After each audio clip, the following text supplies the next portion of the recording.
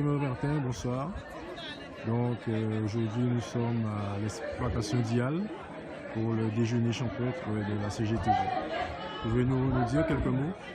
Oui, très bonne journée et très beau temps, un beau site et surtout les camarades ont répondu avec leurs familles et leurs amis malgré qu'il y avait la concurrence avec le match de foot. Mais ce qui est important, c'est ce rassemblement qui se fait pour la 3e année consécutive. L'origine, c'était le procès des prêtres contre la CGTG où on a été condamné lourdement pour avoir écrit une vérité historique. Donc ça nous a permis de déclencher quelque chose, un rassemblement traditionnel maintenant.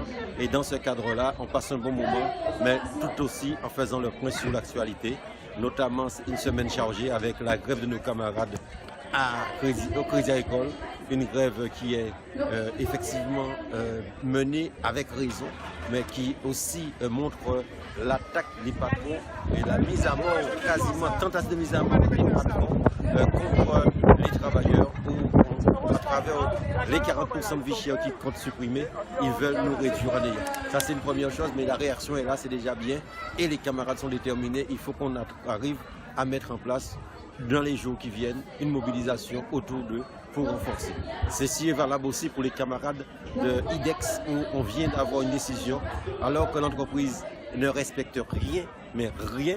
Et ne voilà-t-il pas que nos camarades ont été assignés, ils ont été condamnés lourdement.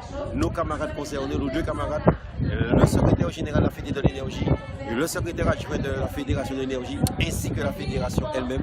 Donc nous disons bien qu'il y a une volonté délibérée du patronat du pouvoir judiciaire de s'attaquer aux travailleurs qui osent lever la tête et qui refusent donc, de se coucher et de se mettre à genoux. Et nous avons aussi vendredi dernier un procès pour la première fois dans le secteur de la banane, des travailleurs qui ont osé porter plainte contre leur patron et surtout la personne physique aussi, donc Louis Dormois, et la personne morale, là, Essa Bras Debout. Ils ont porté plainte pour entrave à la liberté et au droit de retrait et aussi au droit d'alerte du CHSCT. Et après plusieurs heures de procès qui a débuté à 10h15, qui s'est terminé à 17h30 avec une pause de 3 quarts d'heure, où après avoir plaidé, le ministère public, donc le parquet, a pris les réquisitions à travers le procureur, où il demande une condamnation de 1 000 € pour chaque salarié en amende à payer.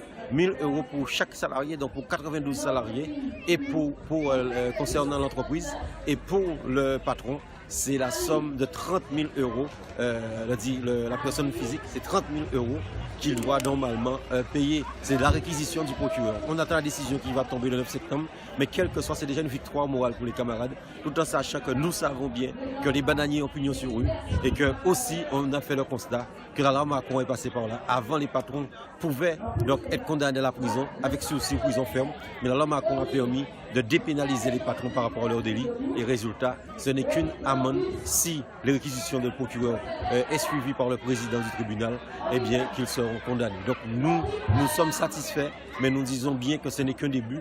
Et d'un côté, qu'il s'agisse des camarades de Crédit Agricole, qu'il s'agisse des camarades d'IDEX et la Fédération de l'énergie CGTG, qu'il s'agisse de nos camarades, il faut qu'on renforce le mouvement pour justement permettre que les travailleurs puissent faire entendre raison définitivement à leur employeurs.